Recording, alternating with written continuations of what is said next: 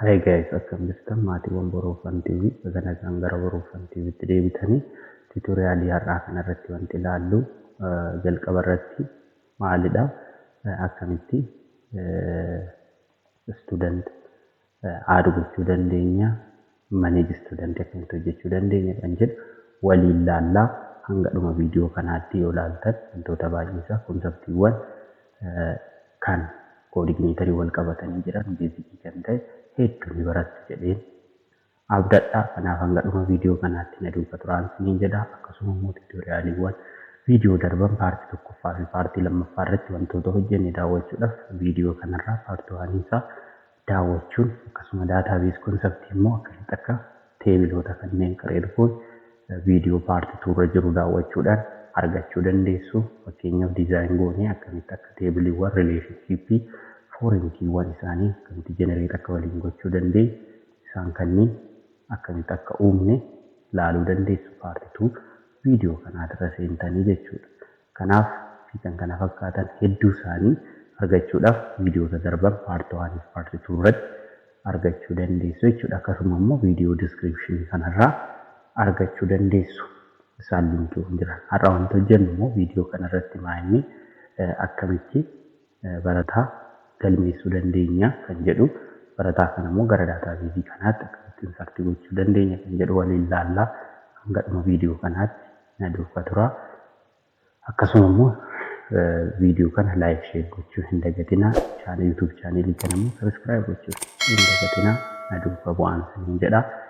Akkasuma immoo dhuma viidiyoo kanaa yookaan gidduu isaatti biizinasii loojikii onlaayin woorkii akkamitti koodineetarii wajjin hojjechuu dandeenya kan jedhus waliin ilaallaa. Hanga dhuma viidiyoo kanaatti na daawwadhaan isiniin jedha. Jalqaba irratti maal hojjennaa gara koodii keenya editarii koodii keenyatti deebinaa. Koodii editarii PHP Strong fayyadamaa kan barbaaddan fayyadamuu dandeessu. Irratti PHP Strong keenya ni banannaa. Sanaa booda koodii keenya open goonee booda yeroo tokko akkamitti ran akka ta'u koodineetariin akkamitti akka rangoon paartii 1 irratti yeroo tokko rivaayizaa goonu jalqaba duraa maal goone kontiroolarii hoom kontiroolar kan jedhu iddoo kanatti kireet goone. Hoom kontiroolariin kun extendis PHP dha. PHP kilaasidha. Kilaas hoom kontiroolar extend PI kontiroolar. Akkasuma immoo inni maal of keessaa qaba public function index kan jedhu meetodii tokko kireet goone. Sanaan booda indeksii sun isaan kanneen view irraa load godha.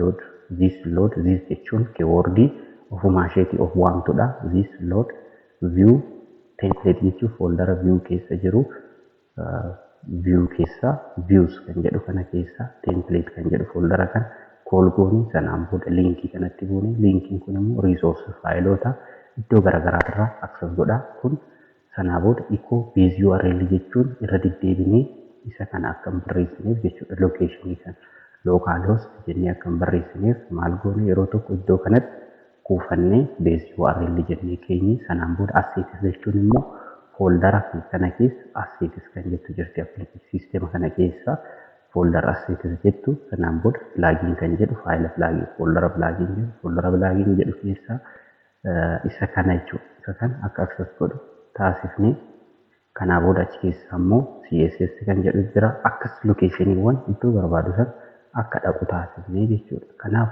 isa kan haaluma kanaan irra deddeebinee galmeessinee viidiyoo guutuu isaa immoo haala ittiin hojjennee laaluu yoo barbaaddan paartii 1 irra kan jiru kan kaardi diskiripshinii yookaan viidiyoo diskiripshinii kanarraa argachuu dandeessu jechuudha.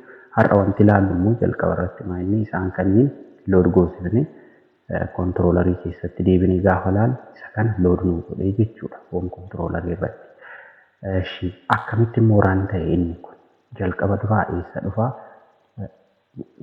Fankishiniin kun raawut kan jettu jirti. Eessa keessa jirti raawutiin appilikeeshinii keessaa config file kan config kan jedhamtu jirti. Foldara config jettu keessaa raawut kan jettu tana dubbisa.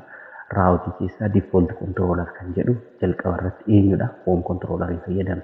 Hoom kontiroolariin immoo indeksii kam qaba? Isa kan inni kun immoo kontant kan jettudha fi isa kanneen load nu godhee jechuudha.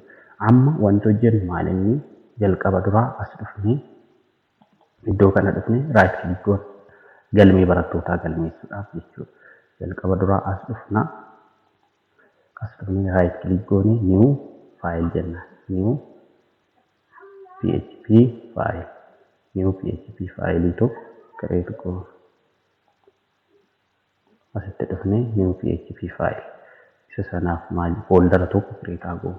So file inta iddoo kanatti right click goone new PHP director tokko create goonu isa student jennaan folderoota odeeffannoo student keessatti qabannudha.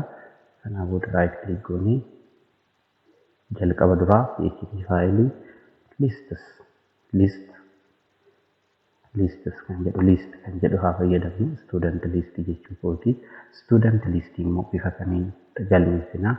Admin template deebinee dashboard irra kan jiru isa baafata isaa kana bannaa jechuudha.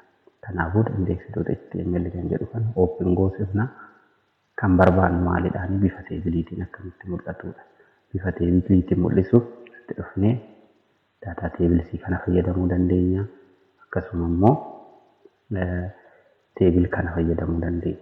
Isa kana jechuudha bifa kanaan akkamitti mul'atu gochuu dandeenya. Kanaaf ammaan kanan barbaadu ishee jalqaba jirtu kana akkamitti natti mul'atu. Kanaaf right click goona as dhufnee ishee kana bira jechuudha. Kanaafuu inspect kan jettutti buuna. Right click inspect. Kanaafuu eessa dhufnaa iddoo kana bira dhufnaa. Iddoo teebilii kan yookaan as click goone cutover goone argachuu dandeenya. Yeroo tokko waliin ilaallaa jechuudha isa kana. Kanaafuu iddoo kana dhufnaa isa kana erga isa bira dhufnee booda copy goona open jennee kanaafuu isa kana copy goona. As deebinee control goone paste goonaa jechuudha. Kanaafuu teebiliiwwan keenya akka barbaadamanitti bifa saniin diizaayinii godhaa. Kan barbaadnu garuu teebiluma jalqabarra jirtu waan ta'eef iddoo kanaa gadi kan jiran hunda isaanii clear goonaa jechuudha. Kanaa gadi kan jiru amma isa gajjallaa jiru ni dhabamsiifna. Clear goonaa save goona. Kanaan booda control gaafa isa save goonu itti aansinee immoo controller bira dhufnee right click goona new class PHP class maal jenna student controller create goona. Controller kanaafuu student controller kun extend godha. Extends CI controller. Kanaafuu CI controller keessa maal bira public function construct asitti dhufnee immoo parent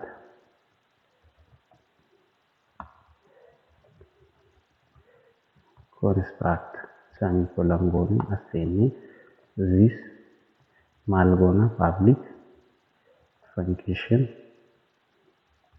index or list student list jechuu dandeenya. Student list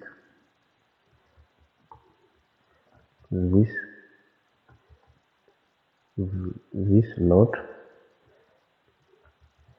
view erga jennee booda template keessa eenyulii godhata link folder. Kanaafuu control D goona duplicate gochuuf as dhufnee top menu daansanii side menu akka dubbisuuf side menu daansanii immoo asitti students kan jedhu folder students jedhu keessa list kan jedhu akka dubbisu goona. List kana booda isheedhuma filtarii akka dubbisu goona. Save jennaani jechuudha. Akkam goone kunniin yeroo hundarra deddeebi'u templateewwan kun maaliif resource bifa sana akka nuu qabatu. Sanaa booda students keessaa immoo list kan jedhu akka nuu fudhatu goone jechuudha. Kanaa booda amma kan nuu hafu maalinni raawutii bira deebi'a. Raawutii bira dhufna. Raawutii config keessa routes kan jedhutti buuna. Kanaan booda as dhufnee default controller gaditti maal goona route jennee as keessatti student kan jedhu keessa seenee list kan jedhu akka nuu dubbisu goona. Sanaa booda eenyu biratti controllerii student controller kan jedhu student controller kan keessatti student controller keessa list student kan jedhutti buunaa jechuudha. Sanaa booda gaafa isa kana immoo deemnee eenyuuf kennina ishee paajii kan koppii godhannaas sanaa booda saayid meenuu keenyatti deebina teempileetii bira dhufnu saayid meenuu teempileetis saayid meenuu sanaa booda student kan jedhu jala manage student kan jennee keenya jira iddoo kana jechuudha. Manage student bakka jedhu kana dhufnee clear goona sanaan booda iddoo kanatti php echo base url jennee location kana keenya isaa achi koppii goone san paste asitti goone save goona. Sanaa booda koodii keenyatti deebinee peejii kan refresh goona. As dhufnee manage student gaafa click goonu maal jedha URL not found jedha. The URL was not found. Kana jechuun maal jechuudha? Jalqaba dura akkaataan nuti generate itti goone locationin kun index.ht accessiidhaan asiin bannee jechuudha. Iddoo kanaan ka'an fakkeenyaaf as dhufee iddoo kanatti index.php / yoo goone daataa keenya load nu godhaa jechuudha.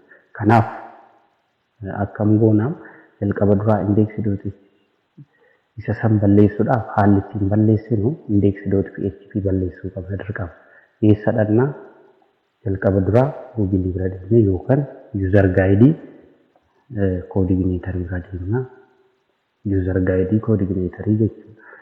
User guide ishee coordinator.com/user guide jennee asitti ht access kan jedhu barreessina. .ht access jennee barreessinee search goosifna. Kanaa booda iddoo kana filanna URL kan jedhu ishee kana koppii goona iddoo kana. Dubbisuu dandeessu haala isaa sanaa booda isa kana koppii goona as dhufnee faayila root directory irratti jechuun application keessatti miti idduma siistema kana keessatti right click goone new file jennaani .ht access sanaa booda enter goona asitti paste goona faayila keenya saffisni paste goona. Kanaa booda amma deebinee koodii keenya index.php kana jidduu kanaa kaafnaa irraa kaafnee keessaa goona. Kanaa booda maal jedha unable to load the request file template top menu kan jedhu hin jiru. Top menu osoo hin taane maal jennee asitti nav bar jennee jechuudha. Isa kana jijjiirraa nav bar jijjiirraa jechuudha. Save gaafa goone peejii keenya refresh goona akkas bifa kanaan nu load godha. Amma fakkeenyaaf yoo as keessa galee jira akkamitti isa sii kaafna jalqaba duraa eessa dhannaa kontantii bira dhannaa jechuudha. Kontantii jechuun iddoo raapparii keenyatti hojjetu. Kanaa booda iddoo kanatti dhufnee isa kana koppii godhanna. Sekshinii ol kan jirtu isa kana koppii. Right click goone koppii goona. Sanaan booda garamitti deebina gara liistii kan jettu teebilii stuudantii keessaa ishee liistii ishee mataa gubbaa kanatti deebinee paste goona. Diiviin keenya jala kanatti cufamu jira. Diivii kana ni cufna as dhufnee gara dhuma. Kanaa booda peejii keenya gaafa refresh goonu bifa kana nuu qabaata. Teebiliin keenya immoo meeqa ta'uu qaba? 12 ta'uu qaba. Kanaaf asirra kan jiru meeqa? 12 osoo hin taane 6 isheetan gara 12tti guddifna. Kanaa booda refresh goona peejii guutuu isaanii ta'e. Amma immoo fuutariin ol baateerti. Sababni isheen ol baateef diiviin hin cufamin hafe jira. Asitti dhufnee diivii hunda isaanii cufnaa seef goonaa iddoo isheetti deebiti jechuudha. Kanaa booda diiviin ammallee hafe jira jechuudha seef.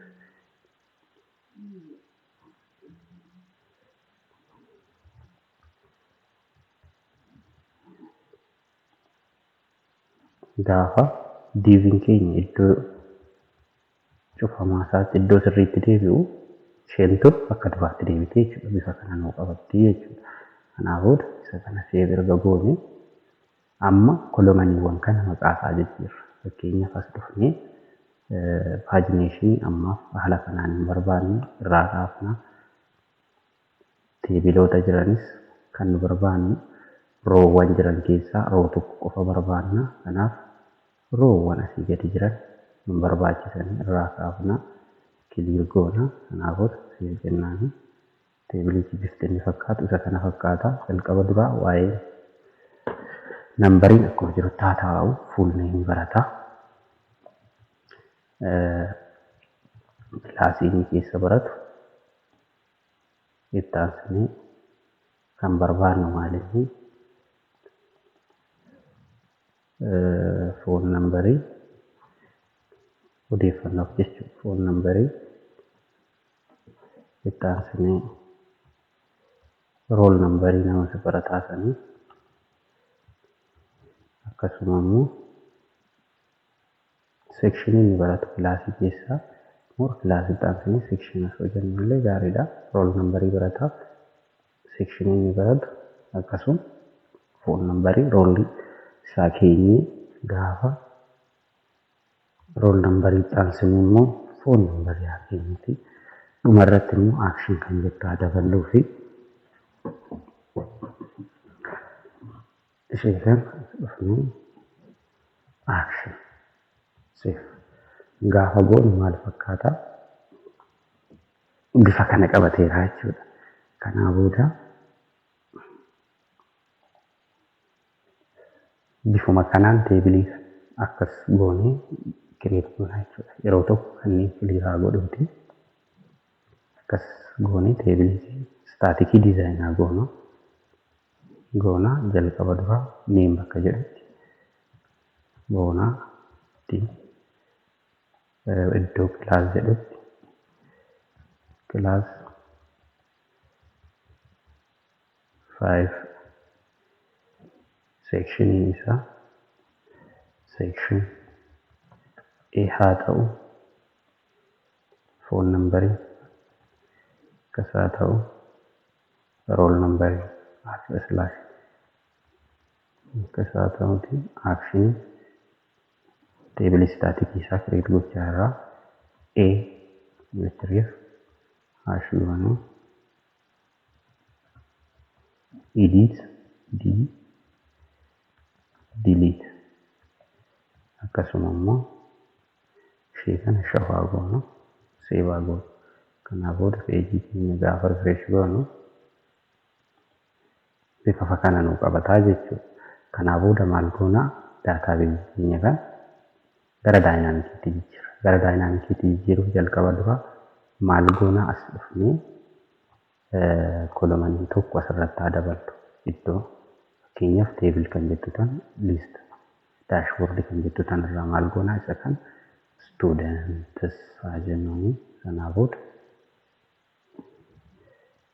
liist student jennee gaafa peejii keenya kan akkas bareeffannaa jechuudha. Studentis liist student. Kanaa booda walitti deebinee liist student kan jedhutti haa jijjiiruu teebilii kan liist student seef goonaa. Asitti immoo iddoo kanatti aanee kan jiru A href ashi goonee tokko fakkeenyaaf php echo base url add student /add kan jedhutti buuna. Kanaafuu add new haa jennuuni seef goona. Peejii keenya gaafa rifreesh goonu iddoo kana dhufa. Ishee kana immoo gara kilaasii batanitti haa jijjiirru. Kilaasii haa kennuu fi btn btn sm btn primary gaafa jennee sanaa booda immoo akkasuma isa kan float right haa goonu seef gaafa goonu daataa keenya bifa kana nuu qabaatti. Itti aansinee immoo mallattoo ida'uu tokko cinaa ishee biratti dabaluu yoo barbaadnu maal goona anchor tag I fayyadamnee class fa plus kan jettu jirti plus saayinii jechuudha. Kanaa booda keenya immoo asitti dhaamsina I. Kanaa booda gaafa as dhufnee ilaallee mallattoo ida'uu daballee irraa jechuudha.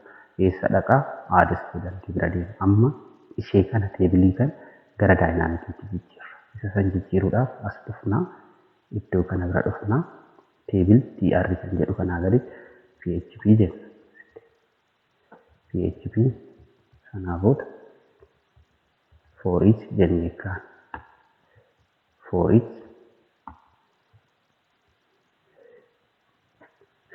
students table data students jedhu faayila variable tokko jira student kan jedhu akka nu dubbisu goona.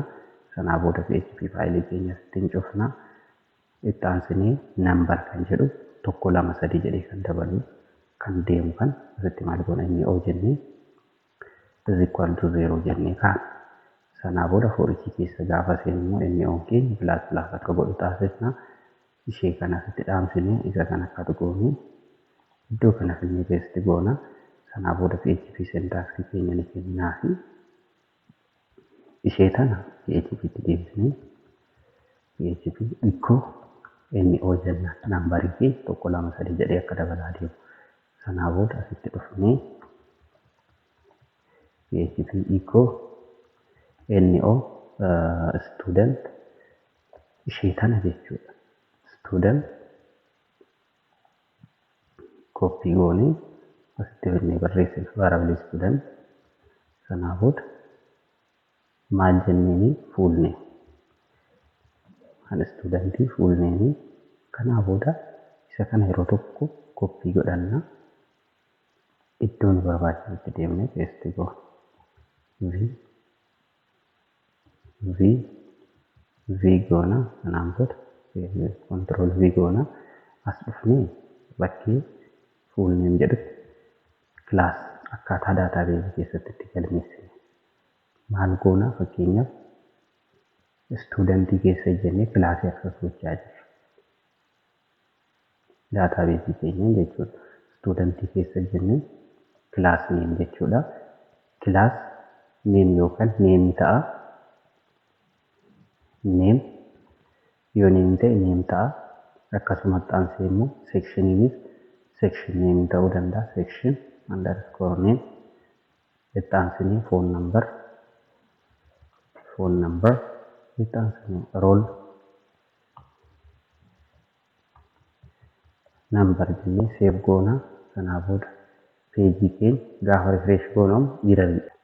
Sababni isaa akka barbaannutti wantoota kana hin kennineef controller keenyaaf students kan jedhu variable hin beeku jechaa jira. Kanaa booda ammoo maal goona as deebinee student controller biratti deebinee iddoo kana dhufna.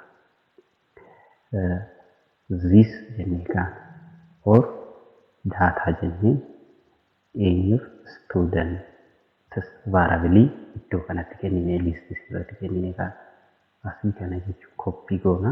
Isa kan copy godhannee gara student irratti deebinee paste goona koodii keenya kan. Sanaa booda is equal to this. Sanaa booda maqaa daatabeezii keenya maqaa moodelii keenya student modelaa jedhuuni jechuun student st model or stm jechuudha. stm model jechuu keenya variablein kun. Sanaa booda get all student. Sanaa booda semicolon goona. Isheen tun stm tun maqaa modeliti or student modeliidhaaf itti dhufne this load model jennee kaane. Sanaa booda student model jennee iddoo kana ammoo variable as keenye kan copy goona. Ishee kana asitti paste goone semicolon goona. Kanaa booda ishee asitti pass goone kan ammoo dhufne eenyuuf kennina listii kana irratti dabarsinaa jechuudha. Send goona isa kana waliin erginaa. Kanaa booda kan hojjennu maaliin student modelii foldera modelii keessa application keessa seennee modelis kan jedhu keessa student model kan jedhu create goona. php classdha. Paste goona extend eenyu extend godha extend ci modelii extend godha. Kanaa booda isa kana barbaannu asirraa kaafna as dhufnee public function eenyu student get all student kan jedhu kana inni asitti paste goona. Sanaa booda this db select all this db from student table irra students kan jedhu table kanarra. Sanaa booda enter this db get result query kana barreessina. Kanaa booda amma students table kun eessa jira? Database students jedhurraa nu fida. Ishee kana jechuudha. Students sanaa booda isin kun itti dhufnee copy godhanii booda paste goona. Amma daataa keenya gaafa refresh goonu iddoo duwwaa nu baasa malee error hin qabaatu jechuudha. Kanaa booda database keenya immoo add form keenya hojjennaa jechuudha. Gaafa asitti kun form kan arganna. Amma kan nu hafu maalinni join hojjechuu qabna asirratti. Jalqaba duraa daataa hagalchinu sanaan booda error nutti dhufuun manage gochaa deemnaa jechuudha. As dhufnee add kan jettoon formii dabaluuf jalqaba duraa eessa dhufnaa? View bira dhaqnaa. View keessa student kan jettus students kan jenne kana bira dhufnee new php file kan jedhu create goona. Sanaa booda add jennuuni add student jechuu dandeenya. Student kanaa booda student formii immoo eessa dhaqnee fudhanna? Gara admin template keenya dura fayyadamaa turreetti deebinaa. Sanaa booda form kan jedhu jira iddoo kana jechuudha. Asirraa isa kana walitti deebisnaa. Form kan jedhu kan basic formii fayyadamna. Isa kana kan fakkaatu fayyadamna jechuudha. Formii keenya more haala kanaan kan taa'es bifa kanaanis kan jiru fayyadamuu dandeenya. Ammaaf garuu isa kana kan fakkaatu haa fayyadamnu. Right click goone inspect jennaan. Sanaa booda ishuma tana copy goona. Control A goone copy goone fidannas. Sanaa booda control A jennee control V goona paste goona jechuudha. Copy paste dha. Sanaa booda erga isa galchinee booda gara controller keenya eenyutti deebina? Complexity hir'isuu fi isaan asirra jiran kana close godhu. Warroota itti fayyadamuun ala jechuudha. Bakka kanneen itti fayyadamna. Jalqaba duraa eenyu bira dhaqnaa? Student controller isa kana copy haa godhu. Yeroo tokko copy as dhufnee paste goona. Iddoo kam qofa jijjiirraa? Student list jedhamti student add student kan jedhu dabalu. Add student. Sanaa booda isheeta add goona. Add student kan jedhu. Studentii keessa add student kan jedhu folderri studentii keessa add student.php faayilii jira jechuudha. Kanaa booda ishee kana immoo gara raawutiitti deemu. As dhufnee isa kana control D goonee duplicate goona. Asitti maal jenna? Add jennaanii.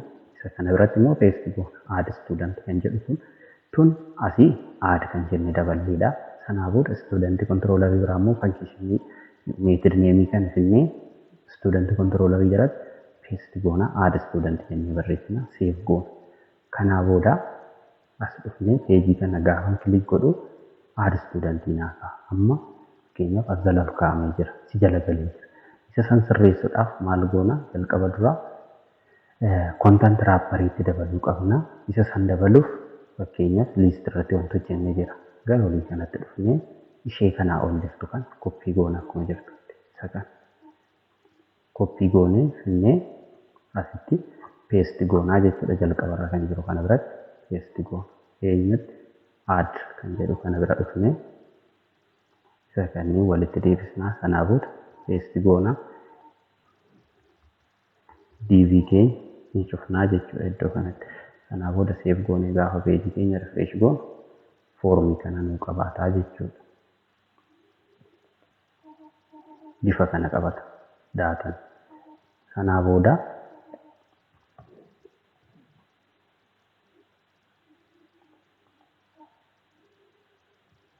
save goona. Ammallee amma tokko akka nu barbaannetti keessa isaatti hojjechaa hin jiru. Kanaaf div content wrapper ishee kan haa kennuu fi section content asseennee asitti paste goona. Sanaa booda div tokkotti haa dabalu. Div kan jedhu tokko ni cufna. Sanaan booda refresh gaafa goonu akkas ta'aa jechuudha. Kanaa booda amma maal goona? Students kan jedhu kan add student kan jettu ishee kanatti haa dabalu. Asitti jechuudha. Kanaa booda keep kan jettu kan add student form or student registration formidha. As keessatti action kennee ammaaf si akka isaa goonu meetodii poostii fayyadamna. Ink type multi-part data dha.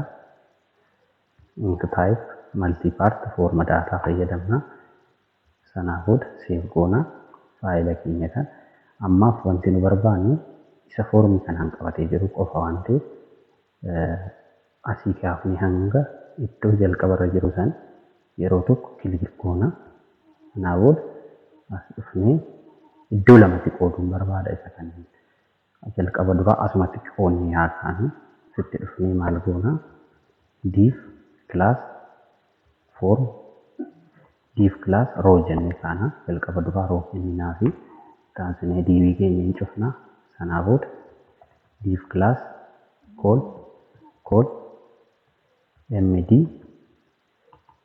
md6. Sanaa booda div keenya hin cufna. Taasisnee isa kan iddoo lamatti qoonnaa kana copy goona jechuudha. Sanaa booda paste goona. Asitti dhufnee email kan jettu kan kataan godheen div jalqabaa keessan kaa'aa. Ishee kana maal goona? Full name. Tekstii kan ammoo email kan jettu kana gara tekstiitti jijjiirra. Sanaa booda enter or full name jechuu ni dandeenya. Full name. Itti aansinee isa kanas paste goona. Or as dhufnee copy gochuu dandeenya. Asitti paste goona. Sanaa booda isa full name jedhu kan fakkeenyaaf email haa jedhu data type isaa emailidha. Emailii akka galchu taasifnaa jechuudha. Email save goona. Gaafa refresh goonu akkas iddoo lamatti nu kaa'aa jechuudha. Kanaa booda amma wanti nu barbaachisu daatabeezii keenya ilaalaa deemudha. Structure jennee tokko daatabeezii fayyadamna.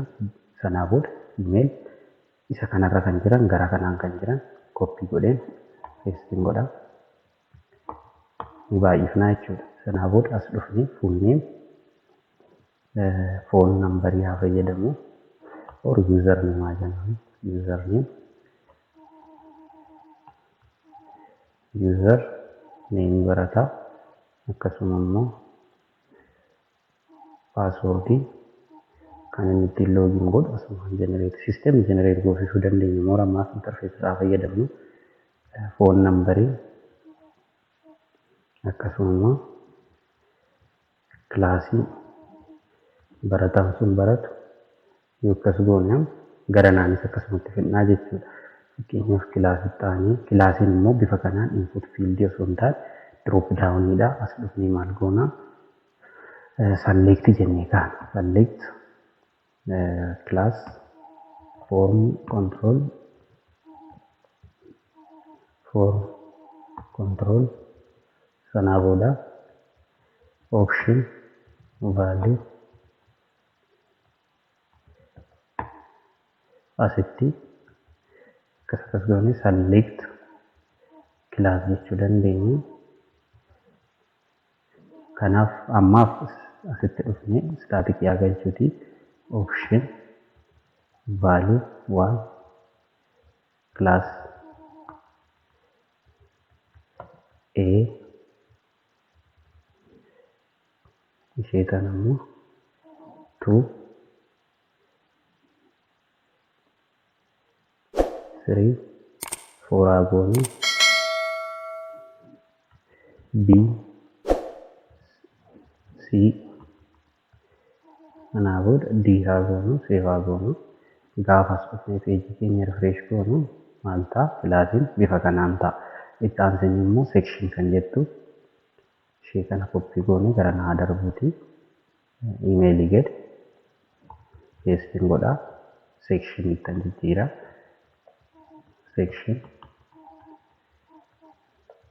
Section A, Section B, select section jennaani class of education. Paste goona sanaan booda sectionii akka filatu taasifna. Itti maaltu jira? Database irratti date of birth, phone number, date of parent ID. Kanaa booda asinis parentis asitti dhufnee kan duplicate haa goonu. Parentiin isaa namni sun maatiin isaa maalidha? Select parent. Fakkeenyaaf Tolaa Dabalaa Gurmuu Tufaa jedhuun. Kanaa booda peejii keenya gaafa refresh goonu select parent jedhee mucaan kun kan eenyuti asitti gad dura galmeessina. Antulaa otee antulaa kanaa booda akkasitti filannee seennaa jechuudha. Itti aansinee link kan itti aanee jiru immoo parentii irratti aanee kan jiru rool nambarii barataa kanaa asumaan fakkeenyaaf asitti immoo rool nambarii haa dabalu gama kanaan. As dhufnee rool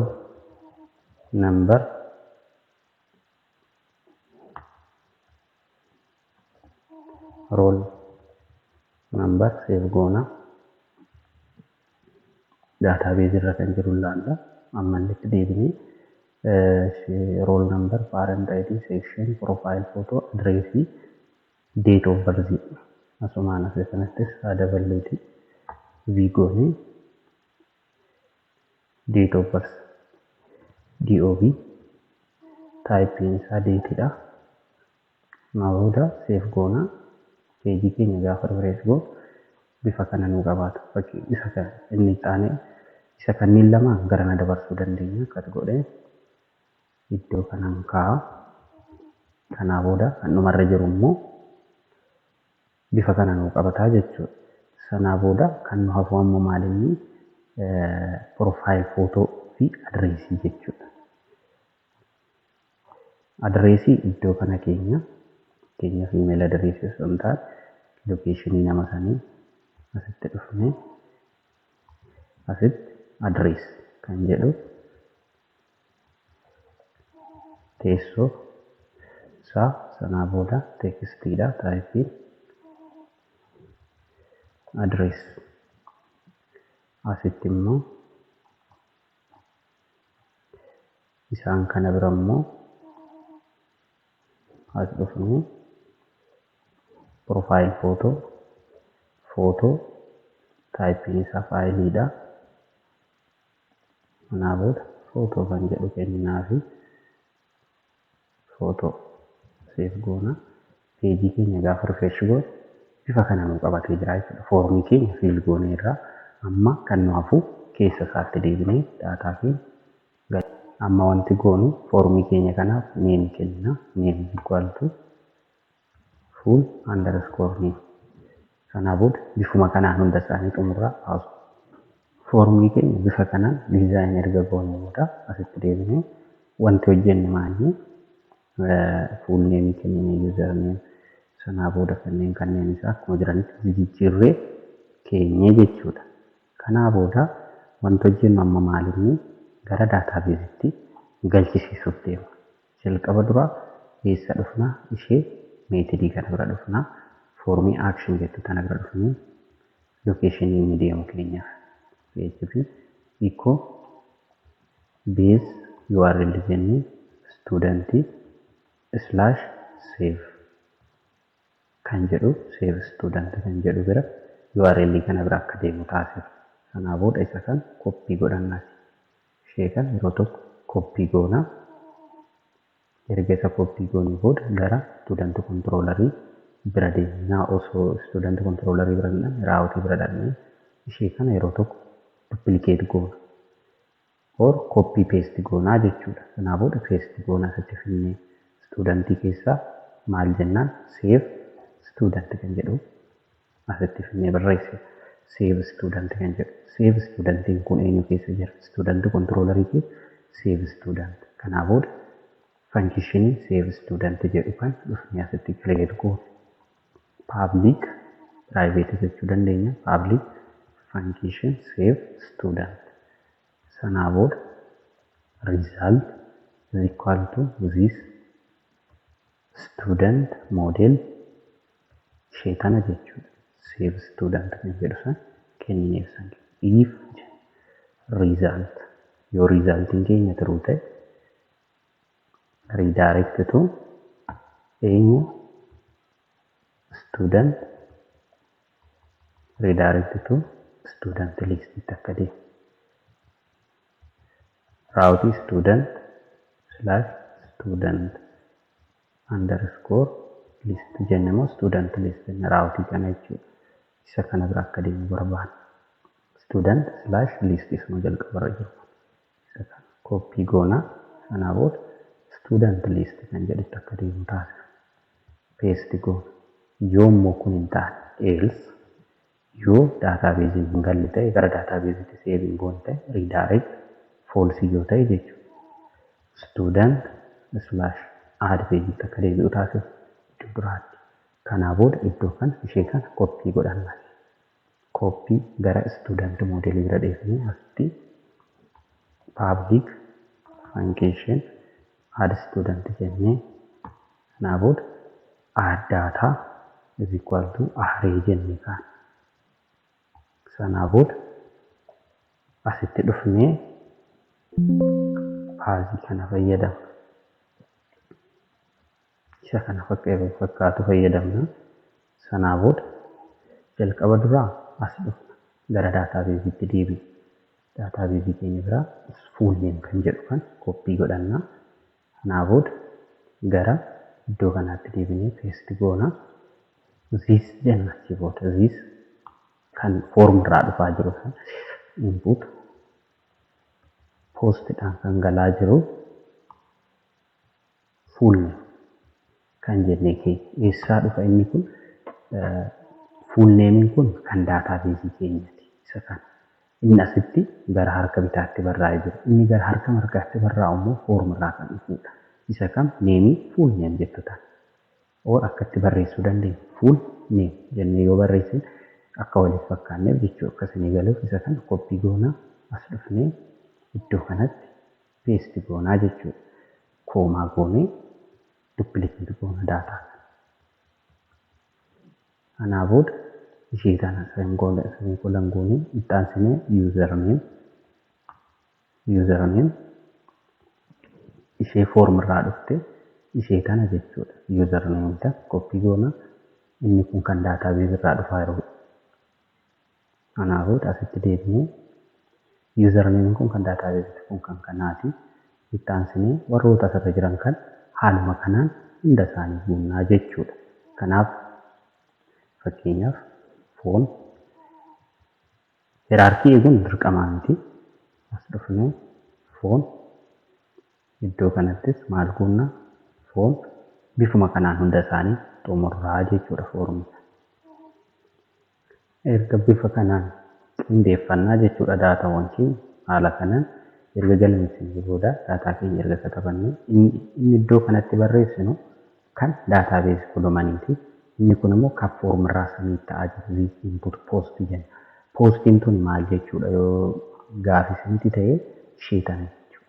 Meetidii nuti ergaa jirru geetiin odoo ergine isheen tun maal taati gara geetitti jijjiiramti jechuudha. Kana geetii goonaa jechuudha. Hunda isaanii iddoo hundaa postii warra jenne kan geetitti jijjiirra. Ammaaf garuu postii fayyadamaa jirra waan ta'eef post input postii.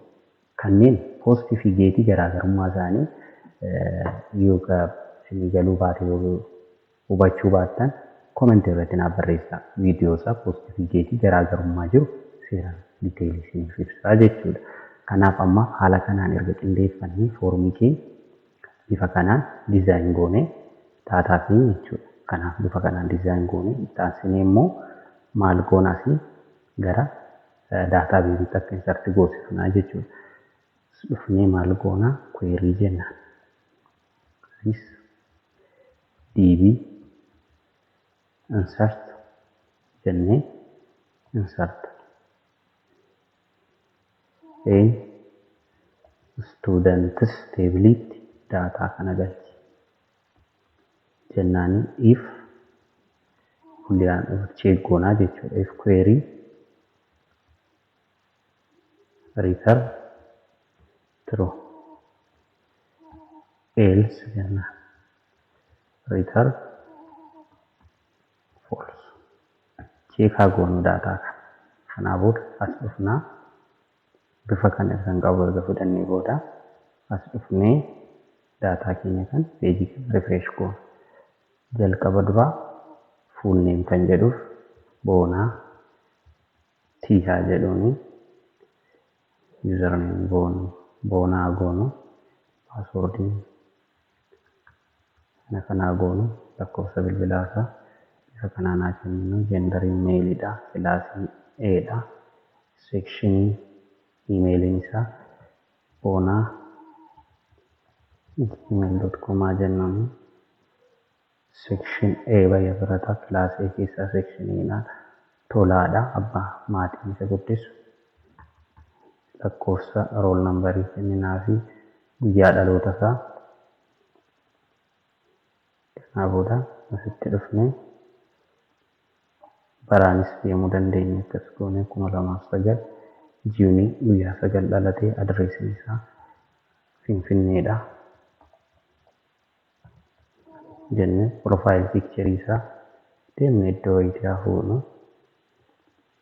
MySQL kanaa fuudhuu sanaa booda samiitu goona gaafa sitti fuunu maal jedha section ID kan nutti fi nal jedha section ID kun nalii akkamitti ergaa jirra maqaan nuti erginee fi kan daataa beekirra jiru wal fakkaatu jechuudha. Fakkeenyaaf section ID asitti dhufnee section jennee ishee tana haala koppii goonaa fi sanaa booda student biraa section kan jedhu bifa kennineef asitti dhufnee v goona save ittaansinee section kee section name is equal to section jennee student model keessatti section ID kanaa booda database bira dhufnee alaaftu section ID copy goona isa kan copy sanaa booda asitti deebinee isa kanas paste goona section kun kana qabaa jechuudha. Kanaa booda faayilli asii ergan isa kana section B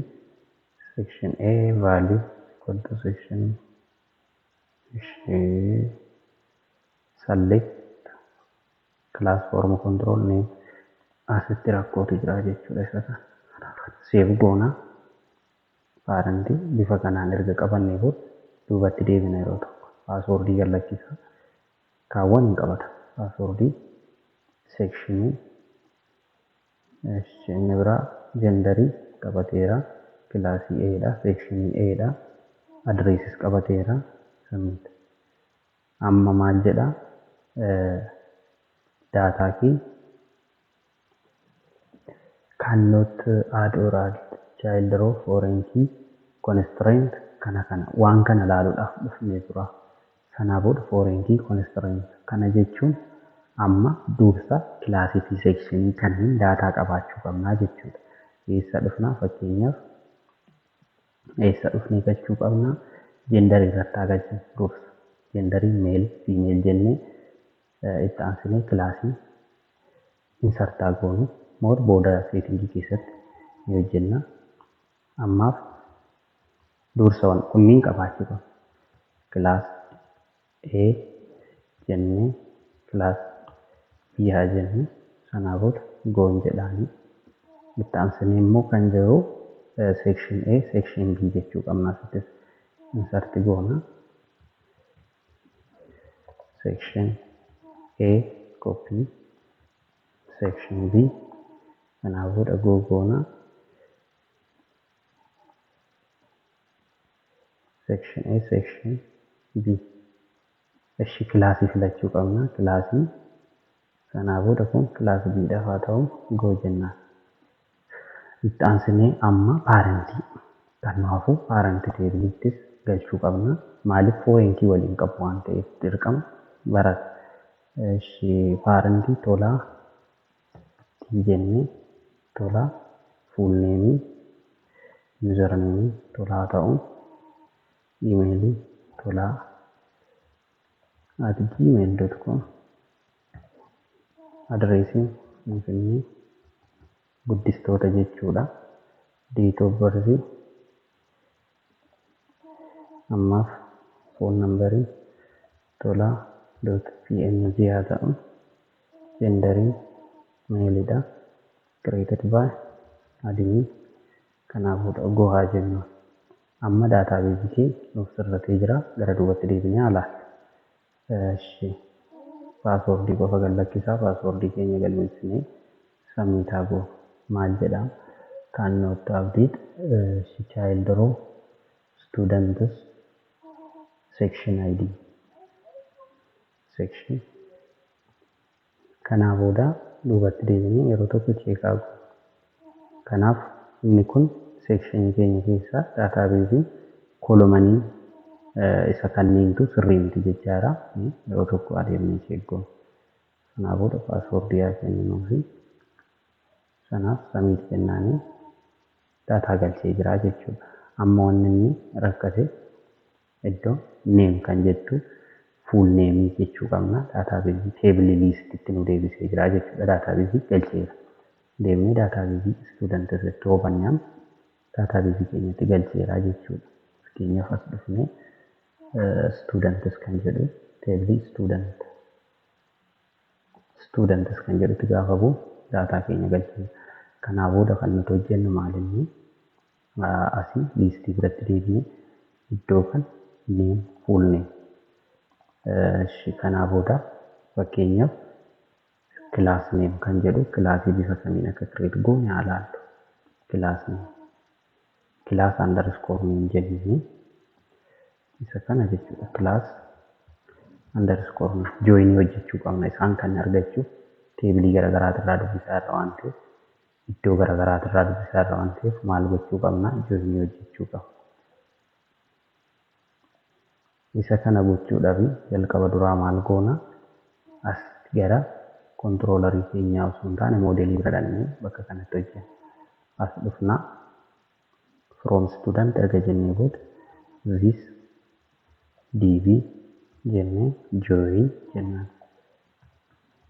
Teebilii classii akkas goone class dot eenyu id class id cl id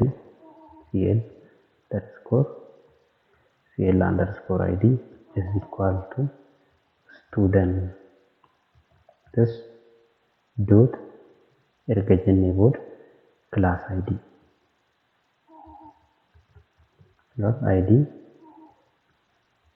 control d goona. Itaansine immoo section bifuma kanaan sectioniif akkam jenne id section maal akka fakkaatu section id isa kana jechuudha. Section id is equal to student section id. Save goona. Page keenya gaafa refresh goonuun maal jedha? Section does not exist. Sections. Save goona isa kana teebilii sections jettu kan sitti refresh goona page keenya. Kanaa booda bifa kana nuu qabaataa jechuudha. Amma kan itti aanee jiru maalinni daatabeezii keenya bifa liistii kana immoo sitti dhufnee fakkeenyaaf kilaasni php td phone number akkasuma roll number isaa erga galmeessinee booda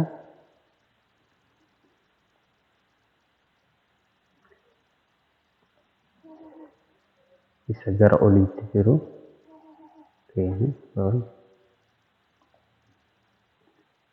kanaa booda daataa fi bifa kanaan qindeeffanna jechuudha. Irratti maqaa nama kanaa guutuu isaa qabannee idiitii fi dileetii asumaan haalaallu jechuudha. Idiit gochuuf haala salphaa ta'een hojjenna. Shaawus kanneen immoo gara batanitti ajajjiirru. Idiitiif kanneen lama kanneen isaan asirra jiran kana jechuudha. Idiitii maal goona as dhufnaa class btn sn btn primary warning jedhamti of eeggannoodha edit gochuuf isa kana copy goone shown immoo isuma kana taate info taati inni kun immoo isuma kana taate danger taati save goone haalaallu faayilota kanneen jechuudha bifa kana nuu qabateera more inni kana immoo edit delete maal kan jedhu kana icon fayyadamuu dandeenya fakkeenyaaf as dhufnee editidhaaf I class FFA pencil kan jedhu yoo fayyadamne asitti immoo I keenya close goona save gaafa goona peejii kana olaal I class FFA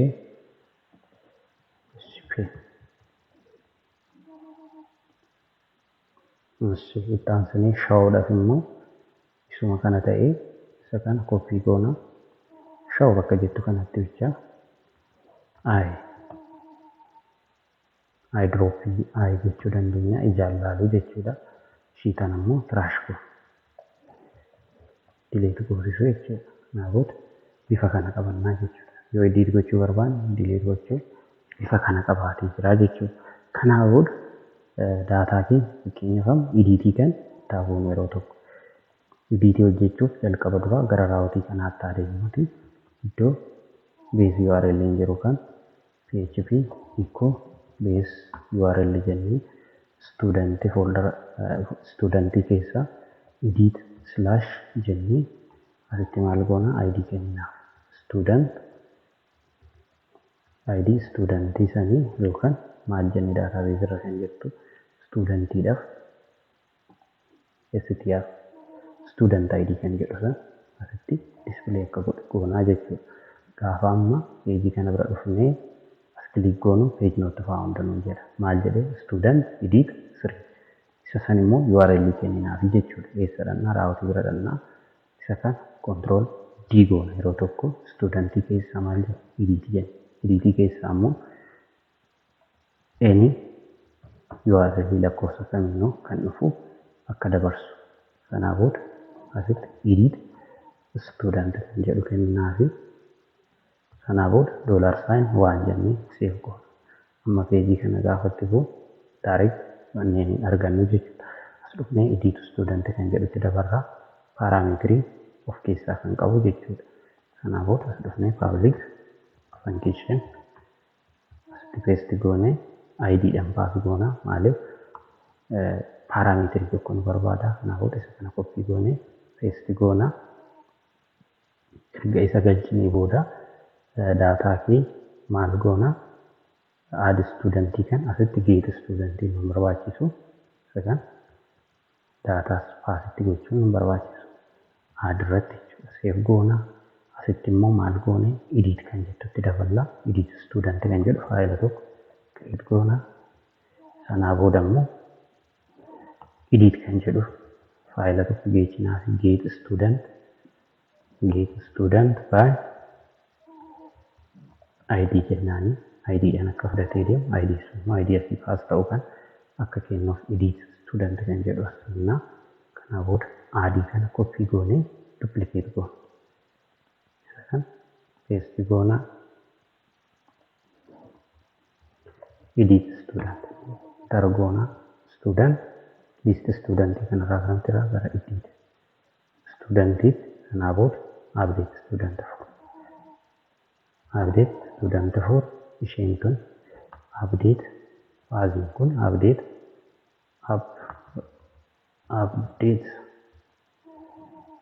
student slash inni maal gochuu qabna edit jennee faayilii san kennuufii qabna student underscore id save go kanaafuu faayilli keenya immoo kan controller irraa kan asitti dhufnee isa kana copy goona kanaafuu gara modelii deemna public function by id jennee id kenninaafi kanaafuu ishee kan akkuma join jiru kanatti maal goona joiniin asirratti nu barbaachisu this this db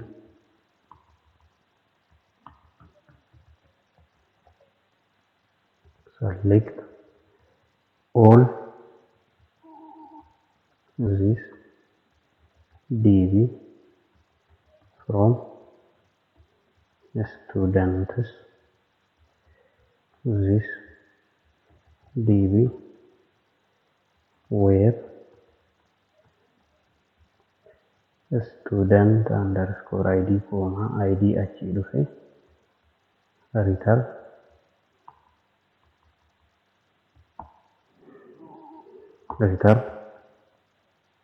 this db get erga jennee booda rootti deebisna. Sanaa booda seef goona. Faayilli kee nuuf deemaa jechuudha. Gaafas dhufnee peejii kan refresh goonu bifa kana nuu qabaata. Kanaa booda fakkeenyaaf faayil neemii kan jedhu kan as dhufnee maal goona edit student kan jedhu kana bira dhufnee value kan jedhu daballaa. Value as dhufnee php echo edit full database irraa kan dhufe san paste goona asitti full refresh goona. Kanaa booda nuuf kennaa jechuudha. Bifuma kanaan hunda isaanii kanaa booda bifa kanaan hunda isaanii buunnaa jechuudha. Asitti faayiloota san neem jennee kennaa fi deemnaa. Daataa keenya immoo bifa kanaan qindeessina. Kanaa booda gender kan jettu tun daayinaamikii ta'uu qaba. Gara daayinaamikiitti deebisuu qabna. Gara daayinaamikiitti deebisuun immoo bifa salphaadhaan deebisa. As dhufnaa. Kanaa booda php jennaani as dhufnee for each jenna. For each genders jennee or akkas gochuu dandeenya. This db this setting kan jettu tokko create goonu setting model get genders hundumaaf kan ta'e jechuudha. As gender goona. Sanaa booda isheen kun asitti dhufti. PHP keenya ni dhaabsinaa ni kaafna. Asitti option jenna. Option value PHP echo gender underscore id. Kanaa booda asitti dhaamsin immoo as keessatti kaafnee section PHP echo gender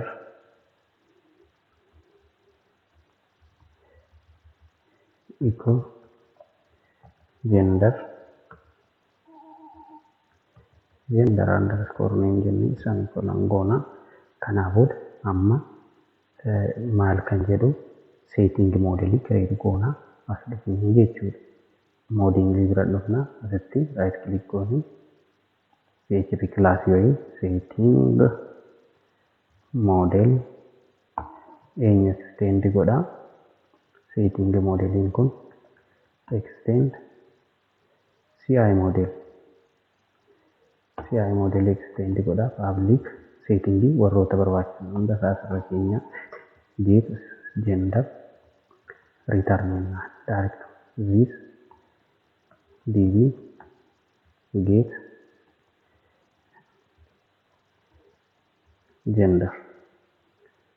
gender maal jenne database keessa kan jiru akkaataan gender itti galmaa'ee jiru gender duwwaadha. Gender sodofaan gender kan jedhu semicolon ko. Sanaa booda resultidhaan akka baasu goona. Save goona. Itti aansinee akkasuma immoo kan itti aanee jiru eenyudha sectionii classii bifuma kanaan iddoo kana dhufnee duplicate goona. Get classes jennuun classes erga jennee booda database keenya gara table keenya gara classitti deebisna. Class ammas copy goona isa kan duplicate goona. Section get section Sanaa booda teebiliin isaa sections itti aansee save goona gara gadiitti deebinee amma kolomanii edit jettu sana irratti haa deebinuuti genders jennee isuma kana copy goona yeroo tokko. Sanaa booda select kan jedhu gaditti asitti dhufnee maal goona method kan setting kan class inni kenninaa fi sanaa booda ishee kanaaf class then type isaa CLI jedhamti class jechuuti copy haa godhu class CLID dha CLID kun asitti immoo class name dha save goona page keenya gaafa refresh goonu maal jedha error jedha sababni isaa as dhufnee iddoo kanatti setting model loading goona setting model kan jettu sanaa booda variable kan control irratti call goone set m sanaa booda asitti dhufnee goona save page keenya gaafa refresh goona sirrataa jechuudha. Keenya fatoo dhufne male female class AB section bira hodhu section B jedha amma section kanas ni sirreessina waan database irra jiru qofa akka galchu goona kanaa booda keessa dhufnaa edit bira dhannaa ishee section jettu kanas copy goona isa kanneen akkuma kana copy godhannaa gara section itti gadda barree isa kana paste goona ishee kanaan get classes yoo son taane asii kan jirtu tan get section kan jettu tanatti dhufnaa isa kana paste goona seekaa jedhuuti iddoo kana kan section ID dha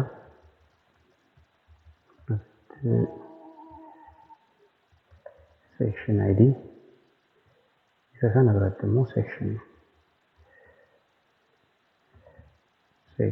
name inni kun immoo maal ta'a sek jennee save goona gaafa page keenya refresh goonu maal ta'a inni section B qofa jira kan parentii kanas bifuma kanaan manage goonaa jechuudha. Kanaaf bifuma kanaan manage goona amma immoo eenyutu galee jira daataan galee fi kan amma nuti edit gochuu deemnu wal fakkaatamu fakkaatu check gochuuf iddoo kana dhufu fakkeenyaaf gender kan jedhamu goona meelidha meeliin kun mul'achuu qaba inni yaanna taanaan as dhufnee maal goona iddoo kana iddoo kun jiru mallattoon waraana kan erga galchine booda PHP syntax gaafne PHP if jenna if PHP erga kaafne booda if as keessa seenuu edit jechuun foorumii amma dhufaa jiru gender underscore ID wal qixa ta'a kan gender ID yoo wal fakkaate gender underscore ID wal fakkaate maal godhina echo file selected jennee kenninaa fi else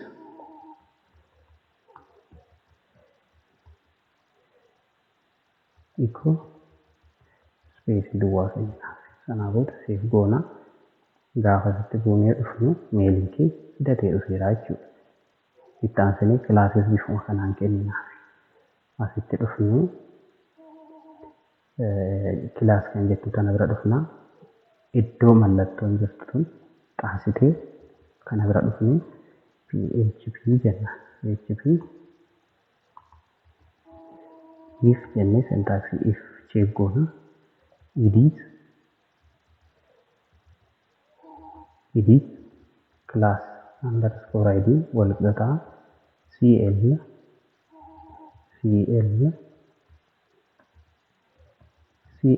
underscore ID yoo wal qixa kan class ID keessa jiru jechuudha. Echo selected jechi kun seeraan barraa'uu qaba isa sana argachuu else echo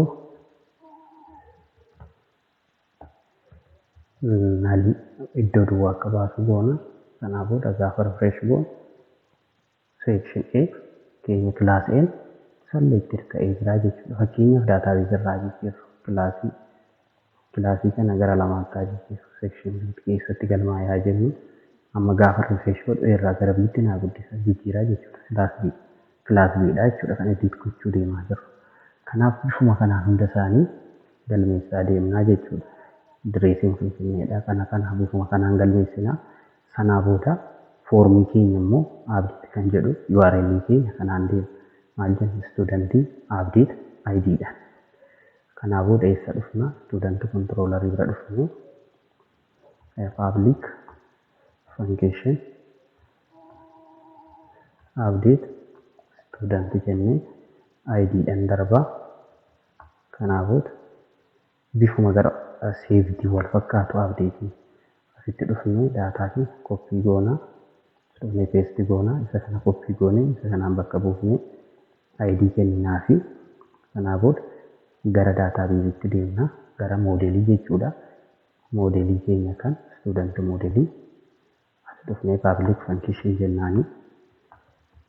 Paste goonee ID dhaan dabarsinaa fi sanaa booda iddoo kanaan kanuma jiru wal fakkaataa copy goona akkuma jiranitti as keessa dhufnee paste goona. Sanaa booda yeroo inni galchuu deemu where itti dabalanii db where student underscore id kooma id jedhaa dhufu fayyoo ta'e insertii osoo hin taane update kanneen qofas edit goona. Sanaa booda save goona jechuudha. Peejii refresh goona sanitti kan jettu gara update'itti jijjiirraa. Sanaan booda URL keenya sun afaa raawwatii irratti asitti deebinee control goona. Maal jenna update iddoo editiitti adeemnuuti maal jedha update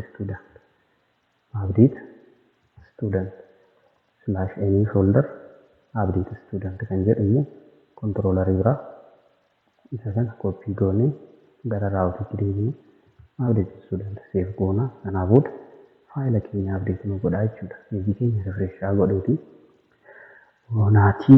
Boonaa tolaa jedhu keenyaaf maqaa guutuusaa lakkoofsa bilbilaasaa 9 jennee akkasaa goonu meeliidha. Meelii boonaa @gmail.com haa ta'u section B keessa barataa paarentiin isaa tolaadha.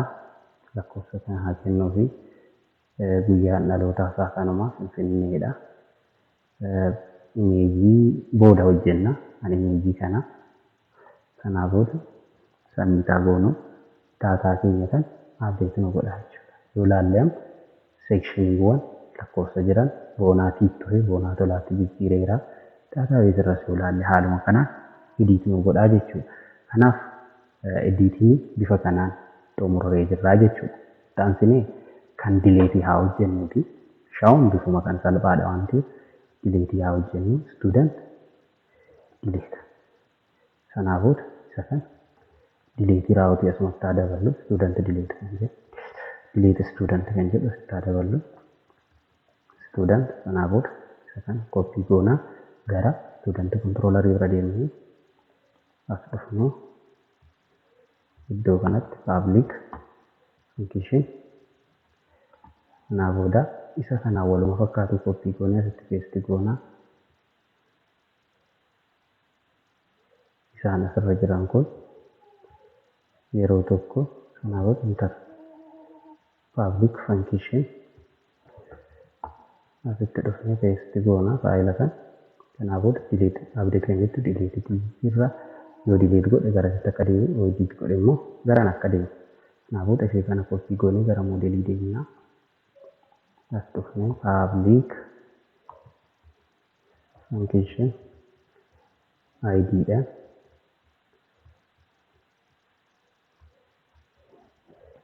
asitti erga isa goonee booda waan salphaa ta'een delete hojjenna. Query service db where jennaan student underscore id kana yoo ta'e return jennaan. Return this DV or akkas gochuu dandeenya. Query irra haa kaa'uti. Query variable query jedhamtu irra keenya. Query is equal to this DV delete a student table. Kanaafuu if query erga inni delete godhe return true jennaani. Else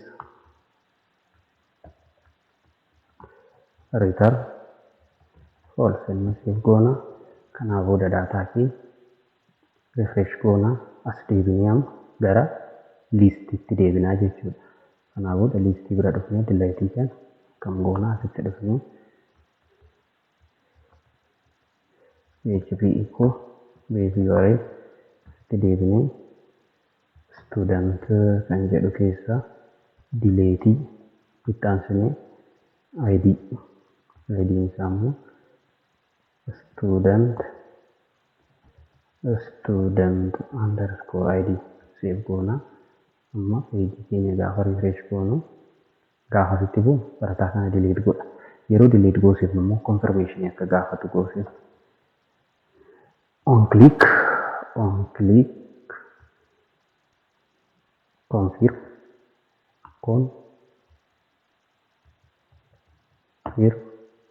return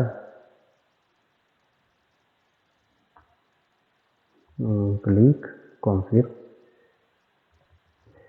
return akkas gochuu dandeenya.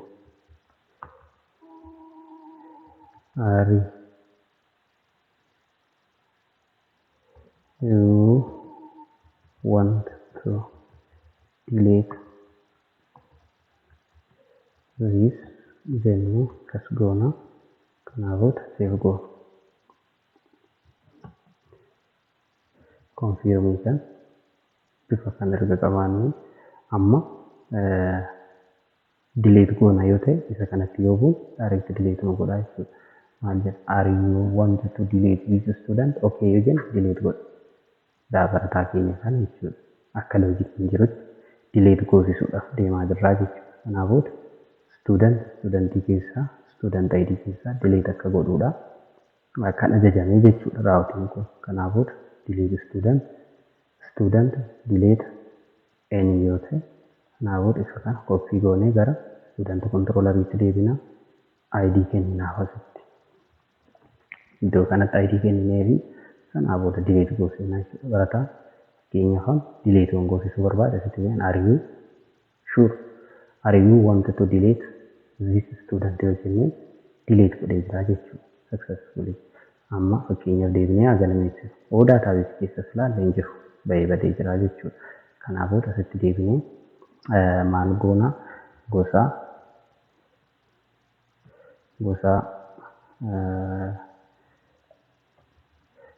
jala or gosa caalaa jechuu dandeenya. Jennee username gosa password isaa akkas goone kenninaa fi lakkoofsa bilbilaa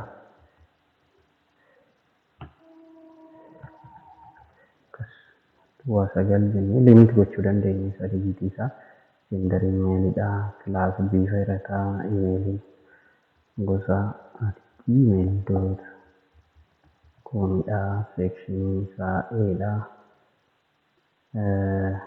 Gosa caalaa ta'uu asitti parentiin ammaaf yaa ta'uuti roll numberii kana guyyaa dhalootaa 2014 Jaanuwaarii 30 dhalatee adreesiin Addis Ababaa or Finfinnee jechuu dandeenya. Sanaa booda kana filannee lokeeshinii filannee saniitu goona. Barataa kana galmeessineerraa jechuudha. Diid gochuu gaafa barbaanne fakkeenyaaf gosa caalaa kan jedhu kan gosa baacattoo jijjiirre baacaa yoo jennee sekshinii isaa asii filannee eegoona. Kana booda bifa barbaannuun akka barbaannutti goone sanitti gaafa goonu maal jedha MD5 personal. Kana jechuun paaswoordii nalii ergaa jechuudha. Kanaaf bifuma kanaan hunda isaanii maneej gochisiifnaa jechuudha. Yoo diliit gochuu barbaanne diliit goonaa, yoo maneej gochuu barbaanne maneej goonaa jechuudha. Amma kan nuuf immoo ticheeriidha. Ticheerii immoo sadarkaa itti aanu tiitooriyaalitti itti aanutti waliin ilaallaa. Hamma tiitooriyaalitti itti aanutti walitti deebinutti nagaan turaa horaa bulaa. Boonus tiippiin keenya maalinni moor erga tireeningii kana leenjii fudhannee tiitooriyaalii kana fudhannee kaanee booda maaltu jira onlaayinii wantoonni hojjechuu dandeenyu yoo jennee ilaallee fakkeenyaaf koodineetar PHP jennee Upwork irra yoo sarchi goone daayireekt wantoota garaagaraa argachuu dandeenya. Odeeffannoowwan garaagaraa. Kanaa booda fakkeenyaaf erga poostii ta'ee sa'aatii amma viidiyoo kana waraabaa jirutti sa'a 15 PHP developer needed candidate akkasuma PHP developer needed for coordinator project on WHC panel sanaa booda meeqa barbaadu euro $20 nuuf kenna jechuudha. Sa'aatii $20 argachaa hojii kana hojjennaa jechuudha. Wantoota kana apply goonee gaafa argan React and coordinator developer kan jedhu isa kanneen bifa kanaan barbaannee hojii keenya professionalitti taanaa jechuudha. Viidiyoon kun baay'inaan waan kana akka hojjennuuf hojii kana akka hojjennuuf fakkeenyaaf yoo ilaaltan $500 piroojeektii kana osoo mo'annee $500 hojjechuu dandeenya jechuudha. $500 hojii kana hojjechuu dandeenya. Kanaaf viidiyoo kana gaafa daawwannee waa hunda isaa tiitooriyaalii koodineetarii professionaalummaa kana xumurree kanneen irratti hirmaachuu dandeenya, ga'umsa argachuu dandeenya jechuudha. Kanaaf moor waan dubbistan immoo waan laaltan waan daawwattan piraaktis gochuun gaafii yoo qabaattan koomentii irratti naaf barreessuu hin dagatinaa. Hamma viidiyoo itti aanu walitti deebinutti nagaan turaa olaa bulaa. Baay'ee baay'ee.